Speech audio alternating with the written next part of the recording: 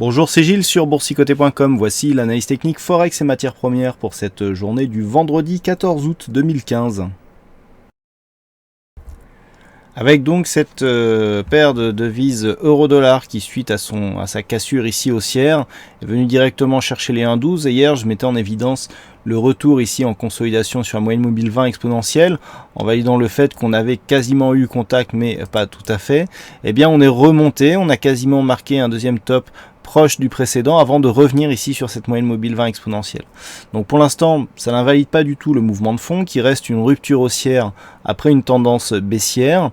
Le retour ici sur cette moyenne mobile est tout à fait dans la poursuite de la dynamique.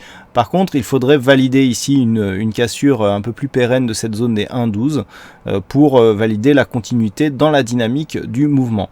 Attention aussi, de fait, nous avons deux points hauts ici qui sont relativement proches. Si les cours venaient à casser ici cette zone de point bas à 1,1080, nous aurions une formation en double top ici, dont l'objectif se situerait approximativement sur la zone des 1,0970.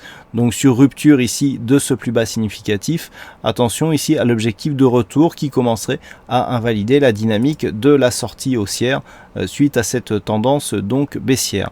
À surveiller en second plan la zone ici des 1,1066 qui normalement devrait s'imposer comme support après avoir été cassé à la hausse. Si tel n'est pas le cas, là aussi on aurait un premier signe d'invalidation possible. En cas de rupture ici des 1,12, nous avons comme prochaine résistance 1,1280 et 1,1374. Sur la paire de devises dollariennes, c'est la stabilisation, mais dans un contexte qui devient plutôt baissier, puisqu'après avoir ici alterné un contact bol supérieur, bol inférieur, les cours sont revenus ici chercher la moyenne mobile 20 exponentielle, mais sans arriver à la casser, et repartent ici vers le bas. Donc si on arrivait à casser ici cette zone des 123,80, il y aurait de grandes chances que l'on vienne tester ici cette zone de support pour marquer une rupture par rapport à cette tendance haussière moyen-long terme. Tant que l'on reste au-dessus de cette zone, le biais reste plutôt positif avec comme objectif donc une cassure de 725 pour rejoindre les récents points hauts à 125,86. Et enfin sur l'or, suite à la forte baisse que nous avons connue donc ces dernières semaines, eh bien l'or s'était stabilisé. Nous avons eu hier la confirmation d'un rebond technique puisque le retracement de Fibonacci à 38,2% a été atteint. On est revenu depuis sur la moyenne mobile 20 exponentielle qui semble s'imposer comme zone de support sous la zone ici horizontale des 1118,50. Donc par rapport à la configuration, eh bien on confirme donc le rebond technique.